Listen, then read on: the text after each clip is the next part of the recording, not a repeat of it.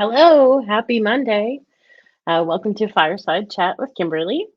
Thank you to Rebel Cheese, the sponsor for this week's talks. Prize packs for this month's contest have been graciously donated by Hodo Foods, Crofters Organics, Follow Your Heart, Cinnaholic, Orgain, Revolution Gelato, and Terra Seed. I invite my viewers to enter the monthly contest at virtualvegfest.com and click on the contest tab for details. Whoops. Entering is super easy just by liking and or subscribing to our social media and Virtual Veg Fest YouTube channel. You're entered to win one of these prize packs. Yay! Who doesn't love free stuff? All right. Hey, Diane. Thanks for being here tonight. Welcome.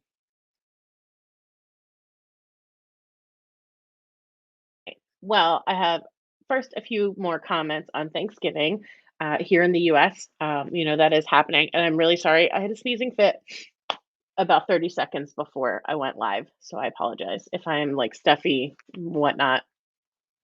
But so Thanksgiving is this Thursday. And, I talked about it last week. Well, I've got a few more things to say about it tonight. I spent the weekend kind of testing out some recipes. And I got to tell you that, uh, hey, Patricia, thanks for joining. Glad you're here. Um, I got to tell you that Isa Chandra Moskowitz is the single greatest chef of all time. Hey, Richard, thanks for being here.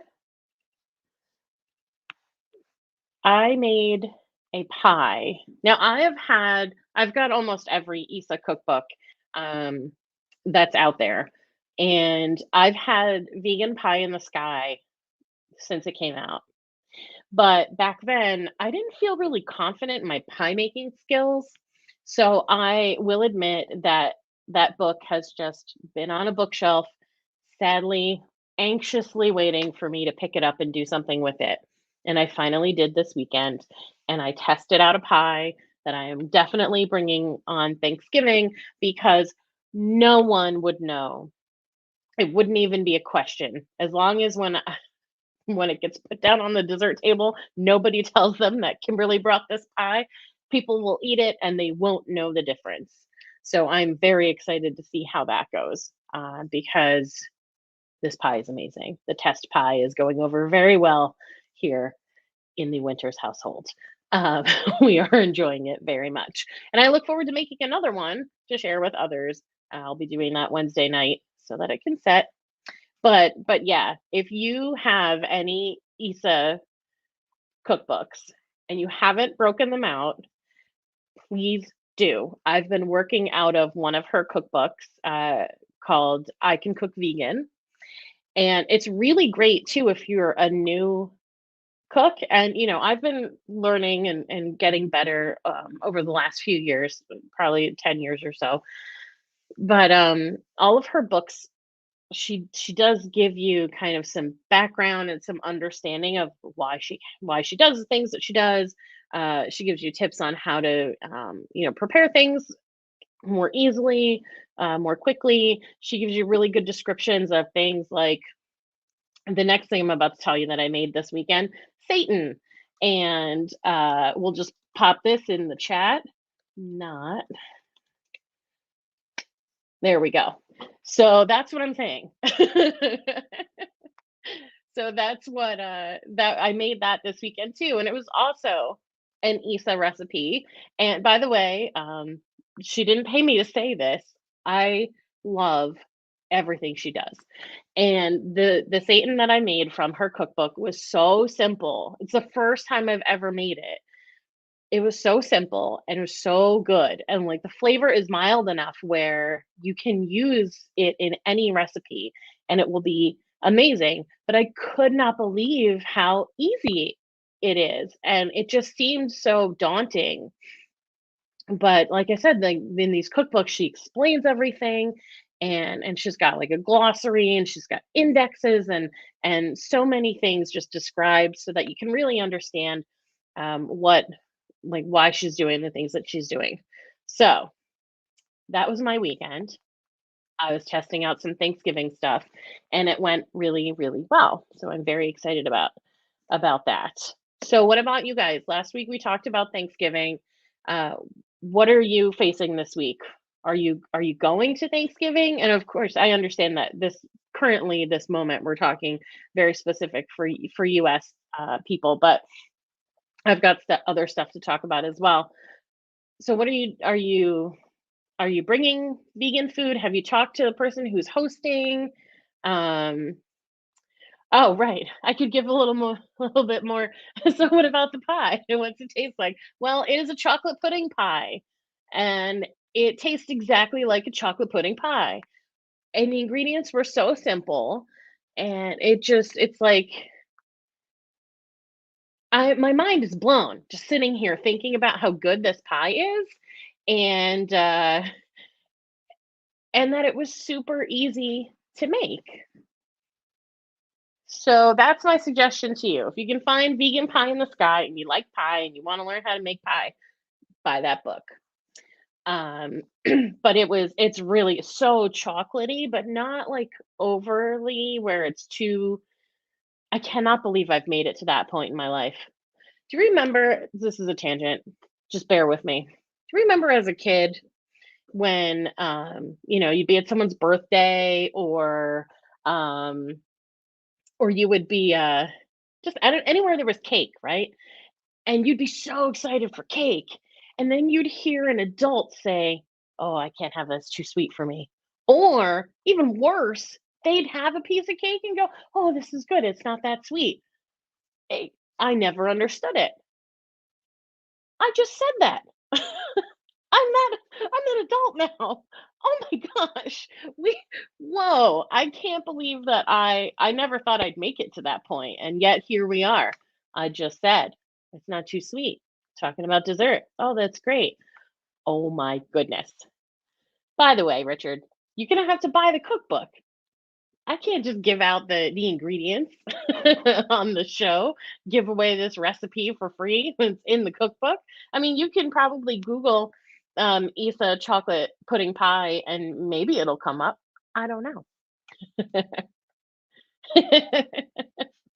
It's unbelievable that I've made it to that point. Dessert. Oh, it's not too sweet. Yeah, sure, I'll have some more of that. It's dessert. It's supposed to be sweet. But I digress. Here we are. So before I move on, you guys have any questions about Thanksgiving? Tell me what you're doing. Do you have anything going on that you need help with? Do you want suggestions? Um, come on, give me questions. That's why you come here, right? I mean, you don't want to just sit here and listen to me talk for 20 minutes. I mean, maybe you do. I like that. That's okay. Um, that's why I bring a topic. Well, right. So we talked about the Satan, talked about Issa, who's the greatest chef. Yeah, she's a vegan chef, but like I'm saying she's the greatest chef of all time. So not even just amongst the vegans. She's amazing and everything she does is incredible. Ooh, Patricia, I love it. Nice. A nice lasagna. That's a great idea. I recently, and now I'm starting to sound like a broken record. And how does Patricia, is your whole family vegan? Um, if you have non-vegan people joining you, do they eat the vegan lasagna as well? Do you not tell them it's vegan? Give me more details. I just made a different Isa recipe where it's like penne vodka. And oh my gosh, it was so good. And it was so good that I'm actually considering bringing that for Thanksgiving as well. Because yeah, like why do we have to eat the stuff that is traditional across the board? Ah, very nice. No vegan family, but they eat it and they support me. That's the most important thing, right? We keep planting the seeds. We share the things that we know and that we learn, and they eat the food, they realize it's good, and we never know. Maybe they never go vegan, but you can't control people. But if they're eating meals here and there, that are vegan. That's pretty cool too. That's great though, Patricia. And now I'm feeling I'm not Italian at all, but now I'm feeling like maybe that dish, the penne vodka is going to be a dish that I bring. Yeah. Doesn't have to be just stuffing and potatoes and brown gravy and right? Yeah. Like everything's like seasoned with thyme. Like we could have something that doesn't have thyme in it. What an idea. What else? You guys got anything else for Thanksgiving you want to talk about? Do you bring dessert too, Patricia? Or do you make dessert? I I brought cupcakes one year and like I my cupcakes I'm really sorry. I'm gonna try not to talk about her anymore because maybe this is getting me too much. But Issa has a cookbook called Vegan Cupcakes Take Over the World. And I've made cupcakes from that book, and they are always a huge hit. Except one year I brought them, and I don't know, people just weren't feeling me, I guess, because they found out Kimberly was the one who made the cupcakes and nobody but Kimberly ate them. So even JP, he wasn't vegan then, so he probably had one anyway because he knew that they were good. But no one else ate the cupcakes that year. And it was simply because they found out Aunt Kimberly was the one who brought them. What can you do? But one of the things, and we can go back to Thanksgiving. So if I move on and you've got something to say about that, like, let me know. It's okay. That's my favorite thing about this and being live and kind of having a loose structure is that I'll talk about something, but if you've got something else you want to talk about, you just put it in the comments and we'll go off and we'll talk about that. I got a question about what if I don't want to go vegan completely, like overnight? Well, my answer to that is like, okay, I mean, I didn't go vegan. I went vegetarian overnight, but I didn't go vegan. I went back and forth a lot.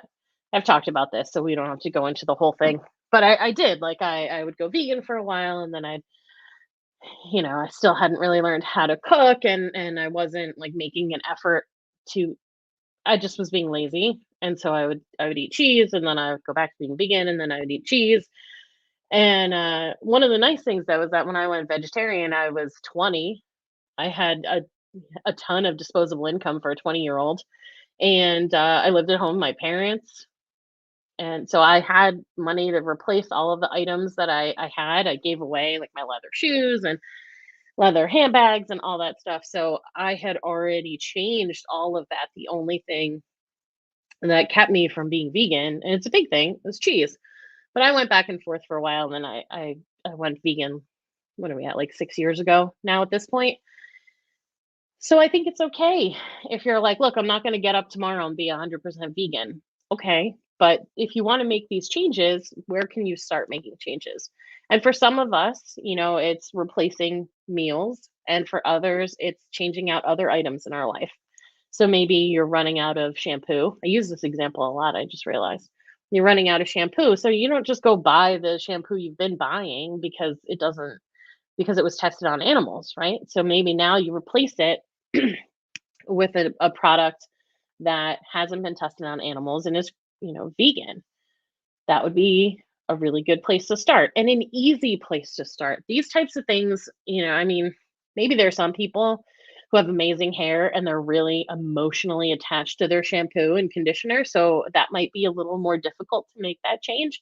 But I don't have an emotional attachment to shampoo and conditioner. And and so, I just changed and I've used, cruelty-free and vegan products ever since then. So it can be a step-by-step thing, but you have to know yourself. And the one thing that I think is super duper important is that no matter what, you keep learning. You keep learning about why people go vegan. You start to understand what the animals go through, what they are subjected to, how awful their very short lives are. It is so important because when you can understand this thing that's bigger than yourself and you can see that you can have a real impact on this stuff. If you have a day that feels hard, and in the beginning, you do, because, you're trying to adjust, your life is trying you're trying to change your life, people around you are like, "What are you doing? Why are you doing this?" Maybe you have people around you, maybe you're not as lucky as me and Patricia, where people around us, they're supportive. Maybe you're surrounded by people who don't get it and they don't support what you're trying to do. Maybe you're dating. That was a huge thing. I I had gone on a couple dates with a guy, like, I'd probably been vegetarian, I don't know, maybe 3 or 4 years at this point, so I was in my mid-20s and, or early-ish mid-20s, and, um, and I really liked him, he was so nice, he was super smart, he was so cute, and really funny, and we hung out a few times, and it was really fun. I really enjoyed his company. And then he said to me that we couldn't see each other anymore, and I didn't understand why. So I asked, always ask that question. Um, and he said, "It's because I want to share my meals with you." What? He said if I had a pork chop on my plate, we could not share that pork chop. Okay. But if I have, let's say, vegan lasagna on my plate, we could share that? Nope. He wanted to be able to cook and share food with me. And I get it. Sharing food is fun. Everything we do as humans, right? There's almost always food involved. And it is a significant part of so many cultures and traditions, and so I understand that there is this like deep rooted connection to food.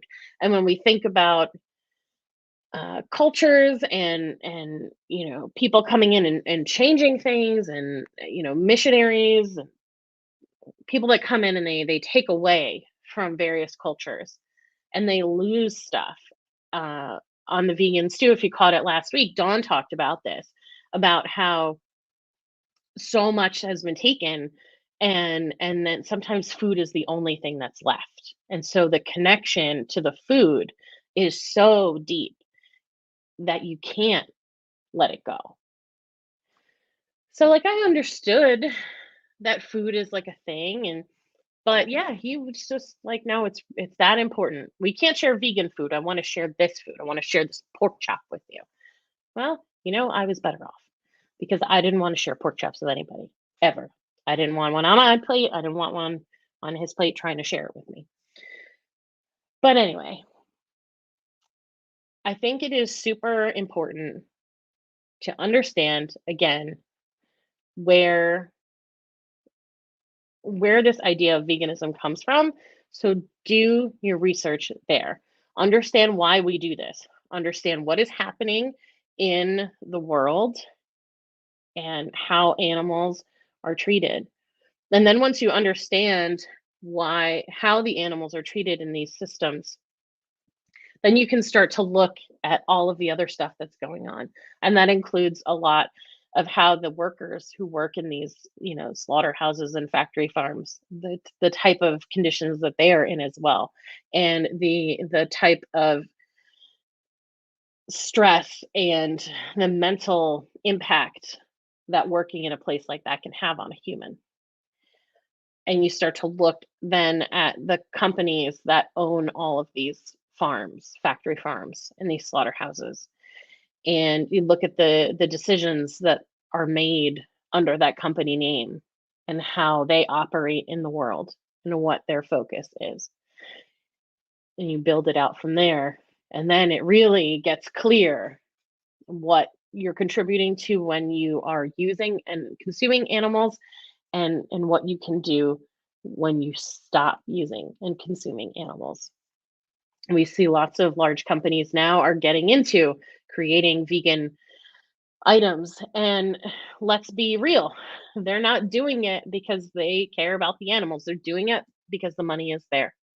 But the more vegan food, the more vegan products that are made, that are bought, that are used, that are purchased over and over and over again, the less animals will be harmed and tortured, and it's not going to change overnight, I would love if I thought that a vegan world was in my lifetime, and I don't I wouldn't say that, but like, why would we not try? So even if the idea of being vegan is too big, you're like, "Ah, I can't do that. It's so much. It's so much." Okay, break it down. I had no idea how to cook when I decided to stop eating animals. No idea. I ate so much pasta. I can't believe I still eat pasta because I ate so much of it. But I learned. And look, the people who know me know that Kimberly is an initiator. I love having ideas. I love talking about new ideas. I love getting excited about new ideas. I do not stick with new ideas. It just, that's just me. And that's okay. We need initiators in the world. But the one thing that has always been the constant is that I'm doing this for the animals. And because I'm doing it for the animals is exactly why I am still doing it. For me, if I had, read something about, healthy vegan diets would ensure I never had an issue with my weight again. So my weight's been up and down since I was like 9 years old. Um, if I had read something that said, yeah, you'll never gain weight again if you eat a healthy vegan diet, even if that got me to try it, I wouldn't have stuck with it. I can tell you that for sure. There's no way. I would have gone right back to what I'd been doing before that. But because I took the time to learn and I read the books and I watched the documentaries that were hard. You don't have to watch all of them. You don't have to read all the books. You just need that one. You need that one. And once it's in there, then you don't let it go. The reason why some people can understand or have an idea of what animals are going through and then still separate from it is cognitive dissonance. They are able, humans, it's like a defense mechanism, right? We're able to pack that away, put it in a corner where it doesn't come up, where we don't have to think about it. And maybe occasionally it comes out, but we can stuff it right back down. We don't have to face it. We don't have to deal with it. But once you know, keep it there and just feel it and understand that veganism is about choices and about decisions. And once you know what's vegan, it's very easy to just be vegan. So learn. Don't put any limits on yourself. Even if you don't think I can't go, even if you do think I can't go vegan overnight, okay, like I said, that's fine. You got to pick one thing, start to learn about it. Like I said, maybe it's that, changing your shampoo. Maybe it's changing all of your beauty products. Maybe it's finding a great pair of animal free shoes. Do the research. It's very empowering to learn these things by doing it on your own or doing it with someone who can point you. I mean, there's so many of us here. There's a lot of vegans out in the world. You don't have to recreate the wheel, as they say, right? You don't have to come up with everything on your own. There's tons of stuff out there. There's people like me doing stuff like this. You come here and you ask questions. How do I change this? What do I do about that? How do I talk to this family member? What do I do at work? How do I stay professional when someone's giving me a hard time about it? We've all dealt with it. If you're a vegan out in the world, you've had the same experiences. That's the interesting thing about being human, by the way, is that so much of our human experience is so similar. So it's easy to forget that, but it's important not to. So if no one has any questions or comments or anything else they'd like to say, I will sign off for the evening. And just if you aren't yet vegan, and it because it feels too big or you're thinking about it and you're not there yet, seriously, just pick one thing and just learn about it. Just got to start there. And if you are vegan, share that vegan lasagna, right, Patricia? Just get it out there. Talk to the people around you. Share the ingredients for that chocolate pudding pie. Not out like this, but one on one. And just keep planting the seeds and let people know that they are welcome because that's what we need. We just got to bring people in, make more vegans one way or another. So if you are here in the US and you are celebrating Thanksgiving in some way, enjoy it. I hope that you have some time off. You get to spend time with people that you love, and because at the end of the day, that's the most important thing is our connection to one another. I'll be back here next Monday. If you want to talk about what happened on Thanksgiving, bring those stories. You can send them to me ahead of time too if you want me to just kind of give a brief description, then comment on it, or you're welcome to put it in the comments and we'll all read it together and have a chat about that. And then I'll bring something else to talk about. But thanks for being here. As always, I'm so honored to be here every Monday doing this work, talking about the thing that lights me up more than anything else in the world. Just makes me so happy. And I'm so happy for you. And I thank you for being here. Thanks, Richard. Happy Friendsgiving to you too. Have an amazing week, and I will see you next Monday. Thanks.